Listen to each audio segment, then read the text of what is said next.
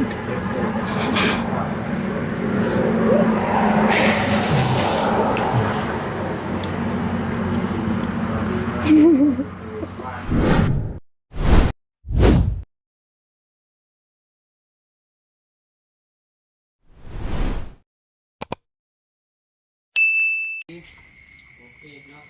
้งกุ้งนำกันเด้อกุ้งกันบ่โดยมาปิ้งกุ้งรอบเด้อนี่แม่น้องน้ำพิงสบายดีแม่น้องน้ำพิงเนาะไปทั้งเดียวกันเบิดได้เนาะหน้าตาลูกหลานพี่น้องกันคือกันบ่คือกันเดียวกันคือสิได้มาเป็นลูกเคยบ้านนี้ได้มาเป็นหลานเคยหลานข่อยว่าแม่นเป็นอะไรเอ้ยรถนะอุ้ยขากได้ไอ้ขี่ม่วนครับบ่สะดวกสบายได้เลยขาจะได้รถมันโอ้ยขอบมุกขอบใจน้ำได้หลายเด้อขี่จักเทื่อแล้วได้หลายรอบไปได้เครื่องสตาร์ทเครื่องโอ้คักดีใจทำได้หลายเด้อเนาะโดยขอบใจน้ำได้หลายสุขคนน้ำเลยโดยเนาะที่ให้แม่น้ำพิงเงินได้อันไปมาสะดวกเนาะเป็นยังกันนะเจ็บท้องแห้งบ่เก็บข้าวเลยบุกกินข้าวอดข้าวบ่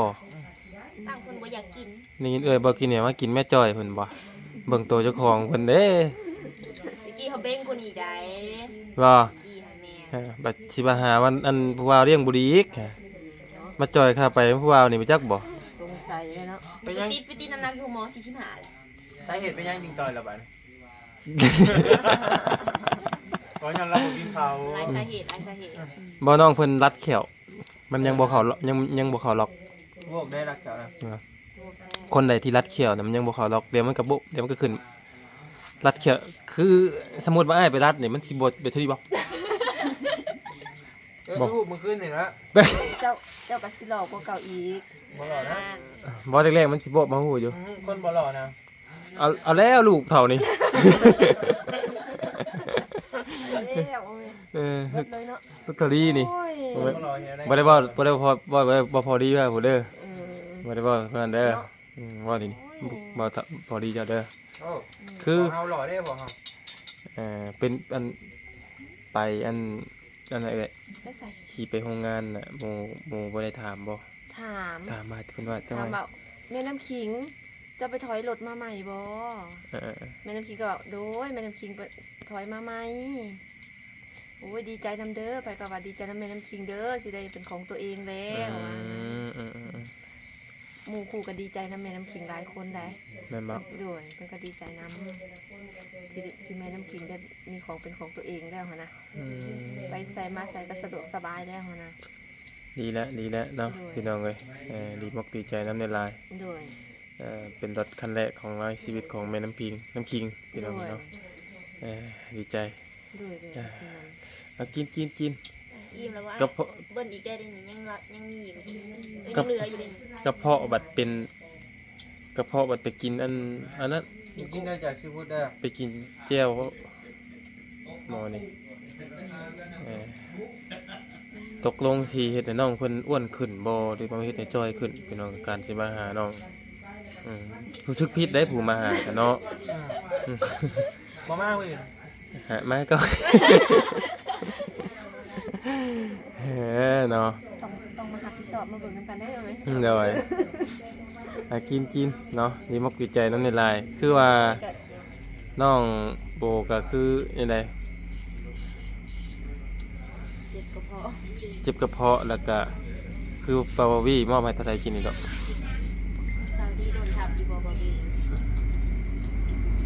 ทนายกิน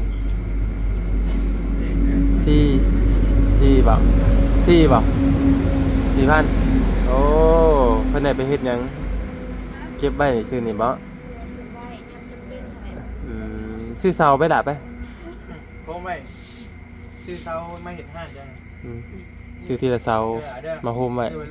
ถ้าให้เงินจะมีเท่าไหร่เสาต้นเท่าใดก็น้องเสาต้นน้อยๆก็บ่ฮอด 1,000 บาทดอก800 800บ่ซื้อไว้แบบนี้โบแพงมาไหนเป็นเท่าน้อยเนาะประมาณ700อะไรเด้อโอเคเรื่องกันเนาะผู้นี้นี่สิเก็บเป็นซื้อเสาเป็นห่านบ่ใส่ไผก็ได้ใส่โบก็ได้น้องโบ เก็บเงินดีแล้วมีความคิดที่อยากโฮมอยาก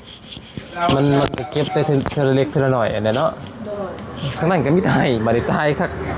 โอ้ยเนาะบ่ติเนาะคือบ่ยาวเมื่อคืนนี่ก็เมียก็น้ำตาเกิ่มหน่วยนะเพิ่นไล่อันที่นอน อยากมีความรู้สึก มัน อยากมีความรู้สึกตรงนั้นเด้เนาะ น้องเดือดกระบาดน้องวี่แหล้วบัดเนี่ยพี่น้องแล้วนี่ก็บ่ยาวก็ยังบ่เคยมอบหยังให้น้องเพิ่นเทื่อละเราเป็นหยังเฮาน่ะเอ้ยบิวเด้ น้องเบลก็ยังบ่เคยมอบก็ยังบ่เคยก็ ตาแตกไอ้เอ้ย ตาแตก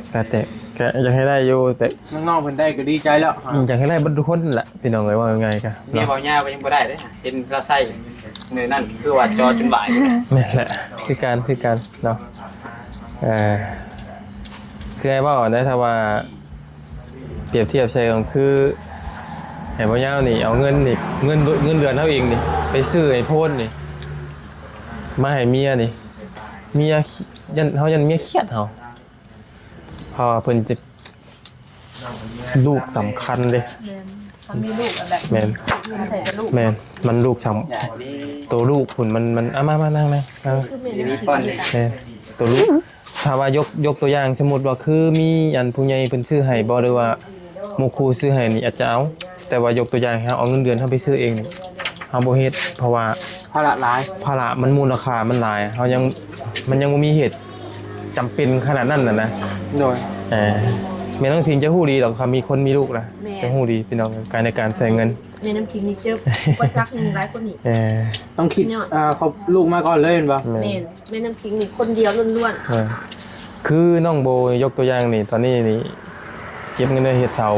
เก็บเงินไปซื้อเสาก็บ่ฮู้ว่าต้นเท่าไหร่ตอนนี้น่ะจะแม่นเฮ็ดเสาห้าต้นละ1,000ดอกไล่ต้นละ1,000ตีไปได้ต้นละ1,000เสาเขาใหญ่ทำเสาเฮือนเนาเด้หัดบ่ได้เสาน้อยเด้ต้นละ1,000 เห็ดเป็นเฮือนยังได้เนาะ ๆได้เงินหลังหนึ่ง ดินมันก็นี่ได้เห็ดห่อนนี่ ขอให้ความฝันเป็นจริงเก็บเล็กเก็บน้อยแหละเนาะบ่ได้ก็คือบ่ได้แต่บ่ได้ก็เก็บไว้ทุนการศึกษาเฮานี่แหละเนาะพี่น้องเอ้ยเพราะว่าน้องเพิ่นก็ต้องเรียนได้ต่อไปเนาะมาแม่น้องพิงได้บัดนี้รถก็ได้แหละรถไล่เจ้าอนาคตเจ้าจักได้ แล้วคนก็รถก็ได้แล้วแต่ว่าตอนนี้แม่น้ำขิงก็ต้องพ บ่ ยายาม อย่าว่าได้ว่าอย่าได้พอของลูกนะ แม่น้ำขิงพอแล้วแม่น้ำขิงพอแล้วของลูกนี่พอแล้วก็คือพยายามเก็บเนาะ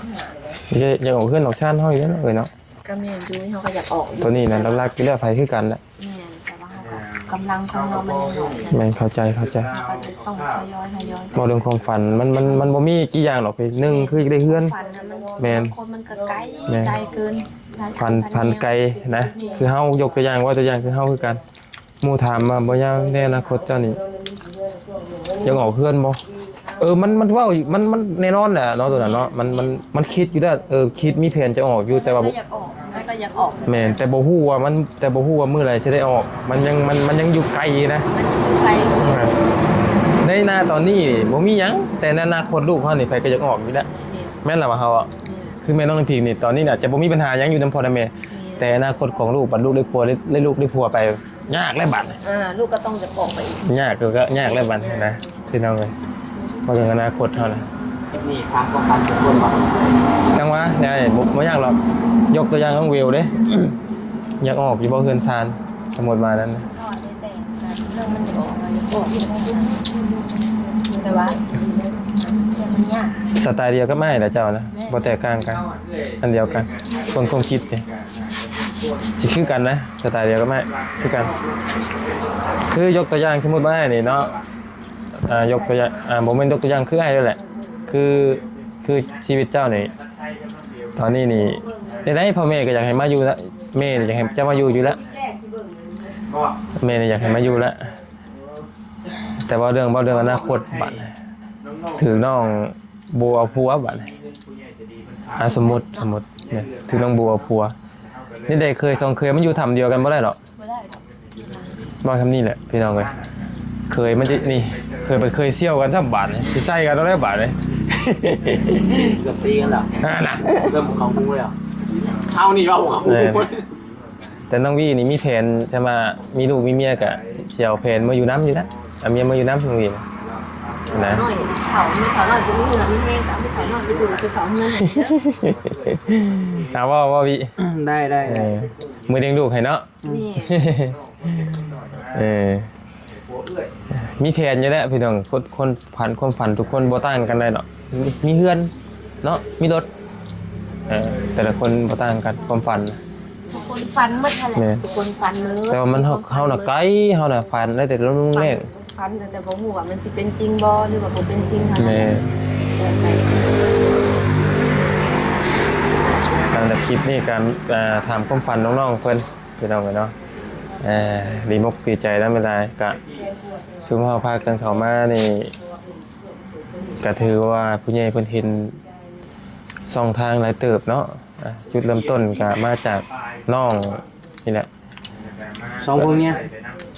แม่นก็คือน้องไส้กับน้องโบเนี่ยน้องไส้กับน้องเบลพี่น้องกันแรกๆมาแล้วก็บ่คิดว่า FC จะติดตามแล้วก็แม่นมาความสนใจมาต่อคู่นี่ตอนนี้กำลังรุ่นอยู่เลยนี่ยังบ่ได้เลิกลายังรุ่นอยู่เลยพี่น้องบ่แม่นว่านั่นนะ ยังไม่ได้เป็นแฟน ยังบ่ได้เป็นแฟนแต่ก็รุ่นกันอยู่ว่ามื้อใดจะได้ตกลงเป็นแฟนกัน ยังรุ่นอยู่ไอ้ แล้วเพิ่นให้ความสนใจประมาณนั้นเนาะแล้วก็พุ่น เดี๋ยวเขา พุ่นพ่วงมาแล้วก็มาทางน้องใบเตยอีหยังก็บ่มีอีหยังก็บ่มีโทรศัพท์ก็บ่มีอันนั้น ครับ เป็นหนี้อีกก็ถึงมื้อนี้ก็ถือว่าดวงดีโชค คน ดี นี้ ปลดถือว่าทั้งหมดยาวก็ปลดหนี้ให้ประมาณ 16,000 ในมื้อนี้ 16,000ส่วนทางน้องบี้นี่เท่าไหร่โอเคไปเลย5,000นั่นน่ะเราเหลืออยู่เราเบิดตอนนี้ว่าไง เหลือหน่อยหนึงนะนี่ เราเหลือ14,000 ตอนนี้อันนี้บ่ได้รวมตัวที่น้องใบเตยอีก 3,000บ่ได้รวมนะอันนี้ 3แม่นบ่ได้รวมคือนั่นอาจจะให้น้องฮะ อีก 3เอาออกเบิดแล้วอันโต ต้นแต่ก่อนเด้ไอ้ลีก็3เฮาก็3 อันนั้นเอามาเบิดแล้วเหลือแต่ของเจ้าตัว3นั่นแหละอาจจะมอบให้น้องเพิ่นเป็นใช้ส่วนตัวเลยตัวนั้นนะเนาะคำว่าสิพูดถึงว่าธรรมชาติน้องเพิ่นเป็นเทนีเบิดกับกระบาบน้องเพิ่นนะ โอ้บ่มีเงินใช้ บ่ แล้ว มีเงินใช้ ได้ใส่ยังคน แม่เอ้ยนั่งกับพื้นเลย สบาย ก็ดีใจนะเนาะ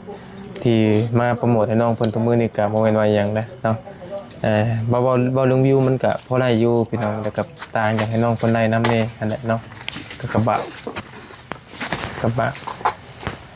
แล้วก็มาพูดถึงคือที่มาเว้ากันแหละเว้ากันบ่ดีอยู่ว่าครอบครัวของน้องเพิ่นนี่ถามว่าทุกข์ยากบ่มันบ่ถึงว่าครับมันบ่ถึงขนาดว่าทุกข์ยากนะแต่ก็มีบางอย่างที่ขาดเคินที่หาเองบ่ได้ก็คือยกตัวอย่างคือแม่น้องพิงนี่หาเองบ่ได้ โดย แต่ว่ายกตัวอย่างให้ท่านพอได้อยู่ข้าวน้ำพอได้กินลูกเต้ายังพอได้เข้าโรงเรียนอยู่แต่ว่าสิหาเงินมาซื้อรถเองตัวเองมันบ่ได้เนาะเอ้ย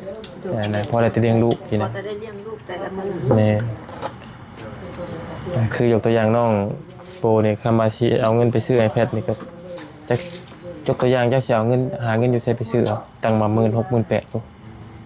10,000เท่าไหร่ดิรอดู 18,000 18,000เจ้าสิเฮ็ดได้ได มันก็อยากอันนั้น มันยากเนาะบ่ โดยเฮาเพราะว่าเฮาก็ยังเรียนอยู่ มันยากบ่ยากนั่นแหละ โดย แทบจะผมคือน้องโบเนี่ยแทบจะบ่มีช่องทางเลยเนาะ อย่างเดียวคือเรียนอย่างเดียว แม่ เรียนลูกเรียน แห้งนักนั่นแหละจังหวะนะก็ดีแล้วที่มีคนซอยตอนนี้ เอายากบ่ยากลองถามเบิ่งเด้อ อืม ถ้ายากจังใดนี่บ่แม่นว่าต่างนั้นลองถามเบิ่งต้องเบลเดือนละ100ก็ยังยาก อืม นี่เว้าความจริง แม่น แสดงว่า คือน้องปัดไทยให้มื้อนั่นแหละพี่น้องมันก็เลยเฮ็ดเป็นกระแสมานิดนึงเนาะเพราะว่าก็บ่คิดว่าน้องเพิ่นสิให้จังได๋มื้อนั้นเนาะน้ำตาลูกผู้ชายนั่นแหละพี่น้องเอ้ยเนาะมันอาจจะเห็นสะท้อนให้มันชีวิตจริงอะนะ มีน้ำหัวเอาแต่ละเดือนเนาะ มันชีวิตจริงที่ทั้งเป็นทางพิสูจน์ เรื่องอันผู้สาวอีกนะว่าผู้สาวที่ทนในเฮานับเท่าไหร่ไปมันแต่มือนี่แต่ว่าก็ยอมรับผมนอกไปก็ได้มีอะไรว่าไปนำบ่ได้คนดีๆเอาก็แต่ยังบ่ฮอดปีแต่มันก็ครึ่งปีแล้วสิกลายมาครึ่งปี คือไอ้เจ้านี่ไปบ่ได้ย้อนหยังบ่แม่นว่าจังซั่นบ่แม่นว่าบ่แม่นไปนำบ่ได้ไปแล้วบ่ได้ลูกลูกเฮาบ่ให้ไปย้อนลูกเขานะเฮาก็บาปลูกเลย คือเหตุช่วงแรกๆชุมเฮากับจนบ่ได้มีเงินจะจีบได้จนยืมแม่ เข้าใจ อันนี้ว่าความจ เข้า ริง ใจเชื่อ ยืมเงินน้ำแม่ฮะเพราะว่าน้องเบลออกมาแต่เวียกอะ เข้าใจ ตรงนั้นครับจะเพิ่นผ่อนรถเนาะผ่อนรถนั่นเวฟแม่โตที่ว่าขี่แม่เป็นขี่ปัจจุบันนี้ ขี่ไปเวียด ผ่อนรถจนเบิดแต่บัดนี้เท่ากับช่วงนั้นก็หาเงินกับก็ยังใครอยู่แบบก็พอได้อยู่ขนาดแต่ว่ามันบ่กุ้มเดือนละ200-300ก็บ่กุ้ม โดย แต่บัดนี้ เข้าใจ เติมน้ำมันใครแต่ว่าข้าวน้ำบ่ได้ซื้อข้าวน้ำก็ได้ เข้าใจน้องเพิ่น เฮ็ดให้กิน เทินตกตัวอย่างมองปัจจัยเพิ่นจะมาพอได้อยู่พอได้กินพอได้เติมน้ำมันเติมเงินไปช่วงน้องสายฟ้าเป็นจังได๋ช่วงนั้นเลยที่บ่ยาวเบิ่งออกเลยเพราะว่าเฮาเฮ็ด YouTube ก็นั่นคือกันเฮาย่อมฮู้ดีพี่น้องเนาะว่าน้องเพิ่นพอได้ตอนใดแล้วก็ติดมาเลยก็พอมื้อนี้ก็ถามว่าพอมีแล้วบ่ก็ยังอยู่แต่ก็พอได้กินอยู่ ช่วงกลับไปพุ่นหากลับมาแต่บ่อแก้ว ติดลบแล้วว่ะ ติดลบ4ปลาย 40,000ปลายเป็นหนี้ไผตอนนั้นน่ะ เป็นหนีแม่หนีโทรศัพท์แน่แล้วก็หนีแม่แน่ เบิดแล้วบ่ตอนนี้ ตอนนี้ก็เบิดแล้วใส่ ดีใจนำ ใส่ทุกกีบทุกบาทบ่แม่นว่าโดยบ่แม่นว่าเงินแม่แล้วสิยืมได้แล้วไปเลย มือเลย เข้าใจไอ้ก็เป็นที่กันหนีไม่เท่าตอนนี้ เกี่ยวมามันมาเจ้าของเลยพี่น้อง ใส่ตัวนั้นนะแต่บัดนี้ทางน้องเบลก็ตัดสินใจออกมาเฮ็ด YouTube นำกันไปนำกันถามว่ามัน เดือนเท่าไหร่ก็วิวตอนน่ะ 3 ล้าน 3 ล้านเนาะตื่นจังงู ตื่นตั้งแต่6 โมงไปฮอดพุ่นไหนฮอด7:30เข้างานกัน8 โมงแต่เพิ่นต้องให้ไปก่อนสิแกหลายมือเขา เอากะว่าง่ายก็อีต้นเพิ่นช่วงเพิ่นไปเฮ็ดเวียกอยู่ตามแข้งก็สิว่าให้เพิ่นออกนะ เข้าใจ กล่าวสุพังบ่ รอเราไอ้อันยังก็เมื่อพี่นี่เทศหมวกไก่ว่าเห็นยังน้องเฮาสิไปหาผู้สาวเฮานี่นะเราอ่ะแล้วก็เป็นห่วงนั่นหลอกถามไอ้แล้วความน้องเพิ่นยังบ่เคยเดินทางไกลแหละก็ถามเบิ่งว่าไกลบ่เพราะว่าทางบ่ยาวไปตลอดนะเนาะกับบ่ติไผคืออ้ายคือกันเจ้าเชื่อบ่ตอน แล้วไปตอนนั้นดิ ตอนอ้ายตอนอ้ายที่คบกับเอื้อยเจ้าก็นั่นก็คือกันเข้าใจเพิ่นขายโทรศัพท์เลยแล้วมันมีช่วงอีกเขาเอิ้นหยังช่วงไปรวมเขาบ่ให้ไปรวมอยู่อันเบี้ยงบัดนี่ โอ้ไปไกลเนาะ ไปกับหมู่นี่แหละบ่ให้ไป เอาเลย ยังจังบ่ออก เฮียได้บัดนี้ ทำไผบ่ได้ไปรู้สึกว่าเสียเป็นล้านนี่แหละทำบ่ได้ไปรวมเลย เสียให้เลย เสียให้เลยออกโดยบ่กี่มื้อให้ออกเลย ตามนั้นนะเฮาเป็นผู้ว่าวเนาะเฮาเป็นห่วงนะเฮาเป็นผู้เฮาคือฮู้แหละจักคนเฮาจักลูกเมียเฮาสิไปเจอหยังนี่เฮาก็บ่จักต้องไปแต่ไกลหูไกลตาเฮาแล้วนะ คือที่ว่าเฮาอีกต้นคือช่วงเพิ่นเฮ็ดโพเฮ็ดเวียกตั้งแต่7:00 นเช้าพอ12:00 นกลางคืน 1:00 นกลางคืนช่วงเพิ่นเปิดร้านใหม่ตอนนั้นน่ะ เข้าใจ ต้นแห้งเฮาก็เลยว่าเอากลับมารอบนี้ออกซะเฮาว่าบัดนี้พุ่นมันบ่ได้เงินน่ะ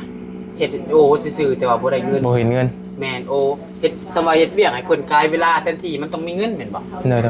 แต่ว่าอันนี้บ่ได้เงินโอบ่ได้เงินหยังได้แต่เงินเดือนสำเก่าเฮาว่ามันกินเปรียบกันโพดติเฮาก็เลยว่าเอาออกซะตัดสินใจเพิ่นออกเลย เด้อเอาเสร็จแล้ว โอนี่ก็ไอ้ที่เจอหยังอีกหลายอย่าง เป็นหยังเนาะพ่อบี้เด้อนี่ บี้ดูแลไล่เนาะบี้ ทุกคนบ่ ใช้คือบ่ปะ ดูแลบ่ นอนแล้วก็จะ บี้ก็ดูแลไล่เนาะบ่เป็นหยังกินแล้วเนาะกินเลยตามสบายคุย บางคือกัน บ่คือกันแต่ละครูจะบ่คือกัน พี่น้องกันเนาะแม่น้ำคิงของลำบากนะเข้าใจตอนนี้เจ้าก็ยังลำบากอยู่เป็นสาวโรงงานเลยยังเฮ็ดเฮ็ดหยังอยู่แล้วยกบ่ไงคือเขตเซโนนี่พี่น้องเอ้ยขนาดคนเฒ่าแท้ๆก็ยังเฮ็ดเวียกมันจะบ่คือเขตบ้านนอก ไม่เลย บ่เฮ็ด ก็บ่มีกินเด้ บ่เฮ็ดบ่มีกินได้เขตเซโนต้องเลยไปเฮ็ดตามโรงงานบ่คือบ่คือผู้เฒ่าอยู่บ้านโคกเลยผู้เฒ่าอยู่บ้านโคกตามมีตามเกิดจะบ่เฮ็ดหยังเลย ได้ก็ได้เนาะ ก็คือลูกหลานหามาให้กินก็กินบ่มีก็คือบ่มีก็คือบ่มีรับจ้างนำให้นำหน้าเพิ่นยามนำให้นำหน้าแล้วก็แล้วอยู่วัน แม่แหละ แต่อยู่พี่นี่คือผู้เฒ่าต้องเฮ็ดคือแม่เฒ่าเฮาก็ยังเฮ็ดเวียกอยู่เฮ็ดเวียกโรงงานน้ำบ่เฮ็ดก็สิว่าจังได๋คำว่าเฮาก็หาซอยแม่เฒ่ายังกินได้อยู่แต่ว่ามันก็เราก็ยังอยากวืนหาด้วยตนเองนะบางเทื่อนะมันเฮาว่าไงเฮาก็ยังบ่รวยนะว่าไงยังบ่ถึงว่าสิกุ้มเพิ่นปานนั้นน่ะนะยังพอดียังขาดเคินอยู่เพิ่นยังเพิ่นก็ยังบ่อยากเป็นภาระของลูกอีกนะ ไม่เฒ่าคือกันอยู่นี่แล้วก็บื้นเห็นบอกมันล็อกต๊อกแต๊กอยู่นี่แล้วก็บื้นแล้วก็บ่อยากให้เป็นภาระของลูกหลายปานนั้นแต่ผู้เป็นลูกเฮาก็อีต้นสงสารคือกันเนาะเฮาก็อีต้นพ่ออีต้นแม่เนาะคือกันนั่นน่ะแต่เฮ็ดอะไรเนาะมันคงจำเป็นเลยมันชีวิตลุงนะสาวงานเลยโอเคบัดนี้หันมาทางครูดังก่อนเนาะเพราะว่าเป็นครูจิ้นคนกำลังติดตามลายรุ่นในตอนนี้คือว่าที่นี่ให้คิดกันงอนกันดีกันแล้วบ่เป็นบุญนำพาซะเอาเฮียงกันนะคือได้อันนึงเฮ็ดไว้กำเจ็บเนี่ยบัดนี้ผู้สาวสิบ่งอนขึ้นบัดนี้มันบ่ได้เลยเนาะบ่ได้เป็นหยังโอ้ยสิเป็นหยังบ่แม่นบ่แม่นผู้สาวงอนขึ้นบ่บัดนี้นะฮะเมื่อยง้อเนาะบ่อย่าได้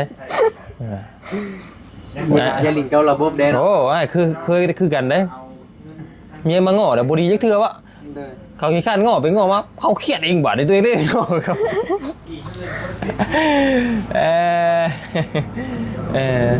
แต่ว่าเนาะถึงเจ้าแนวไผผู้ลงผู้ดังเจ้าเนาะจะคือคนเสริมเนาะบ่แม่นบ่ได้เสริมบ่ได้ธรรมชาติเนาะแบ่งมาอ้ายจังหน่อยก็เมียบนี่แม่ก็พอให้มาพ่อแม่ให้มาบ่ดีใจน้ำในลายที่มีผู้หลักผู้ใหญ่เพิ่นเสร็จเป็นซอยได้โบเด้อเนาะตอนนี้น้องเพิ่นก็ความฝันก็คืออยากไล่ห้านขายเครื่องนี่แหละพี่น้องกันเนาะอันนั้นเก็บไว้เก็บหาเก็บซิปซื้อเสามาเพิ่มไว้ก็ได้เนาะก็บอกแต่หมู่คือกันได้พี่น้องเลยแต่ว่าบ่ยาวบ่เฮ็ดบ่ได้คือหรอกเงินบ่พอบัดสิชื่อหยังก็เพราะที่มันลูกมาก่อนเสมอเลยเฮานะมันลูกกันนะมันสิว่าจังได๋มันเฮาบ่ได้กินก็ยามันแต่ว่าต้องมีลูกมาก่อนผู้ใดมีลูกคิดเข้าใจดีแม่ซึ่งแล้วบัด2คู่นี้ลูกชายก็ไปเฒ่ามานั่งใกล้รถบ่กล้าหยอดนาคำคมเลยป่านเกรงใจไปเฒ่าแล้วเนาะพี่เนาะไปสิกล้าเนาะบ่เป็นหยังอย่าว่าของฉันหยอดแต่ละคำธรรมดาได้น้องวีนะหยอดเพิ่นกำลังหยอกกันซื่อเด้อพี่น้องกันก็อีพี่เสียหลายได้บีเลยเสียลายบ่ลายจะให้เป็นจริงสิเป็นจริงอยู่บ่โอ้โหอะไรเอาคือว่ากันเนาะเบิ่งไปนี่แหละเบิ่งไปก่อนนี่แหละอันเปลี่ยนแล้วบ่ฮู้เปลี่ยนแล้วบ่งอกกันอีกได้ฮะเบิ่งกันไปเรื่อยๆเนาะก็มีคอมเมนต์อีกแล้วมีคอมเมนต์มาอยู่บ่ได้อ่านหรือบ่ตัวใดคอมเมนต์ค่อนข้างจะบ่ค่อยดีปานใดเฮาบ่ต้องสนใจหรอกคล้ายๆว่าน้องโบใจง่ายพอน้องบี้บ่กี่มื้อก็หักมากแล้วประมาณนี้นะ เขาหักกันกับใครก็สร้างกันละวะเราโบเนาะ โดย แต่เพียงนิดหน่อยเขาหักกันดีๆหรอกพี่น้องเลยเนาะเย้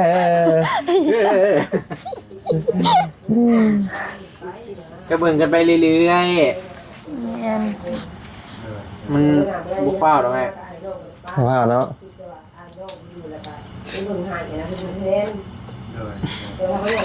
ชอบตากันให้บ้างเลยแล้วเอ็ดเจ็ดพี่จะกินไพ่ชิก็อดหัวได้กว่ากันนะลองดูทำลาย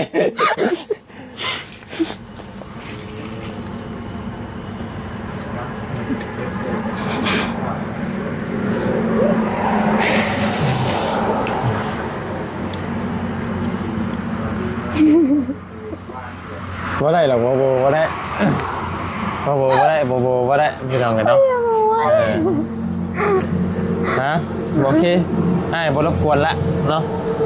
นี่แต่สีออกเมื่อก่อนละพี่น้องเลยมันเลิกแหละแล้วก็ชุมเจ้าก็คืออยากรับอยากนอนเนี่ยแหละบอกกับมันเลิกเนี่ยแหละพอดีสิออกเมื่อละทางระบาดส่งมาก่อนพอดีลูกเมียก็จักว่าถ่ายกินข้าวกินน้ำอยู่จ้ะนะอันนั้นเด้อน้องโบ โดย เนาะขอให้มีความสุขดีต่อไปเลยเนาะมีให้ผู้ใหญ่หักผู้ใหญ่เพลงต่อไปเนาะ โดย ขอให้หักกันเป็นโรนันกับน้องวีนี่แหละเนาะโอเคเลยเด้อแต่สบายดีเลยเด้อเนาะขอบคุณขับใจละลายพี่น้องเลยอันนี้ก็กุ้งนี่เป็นมาเลี้ยงกินแบบอย่างไอ้พ่นนั่นแหละเป็นน้องผู้ที่เป็นไล่เนี่ยก็ได้มาเลยเพียงน้อยอย่าว่าติดดูกินดีอยู่แพงนี่เป็นน้องมันโมได้มีทุกมื้อเนาะเดี๋ยวโลนเสือที่ได้กินดอกพี่น้องกับของพวกนี้นะไม่ได้กินทุกมื้อเนาะ มันแข็งดิ โอ้เนี่ยมันเนาะเอาไปก่อนพี่น้องสบายดีเด้อบาย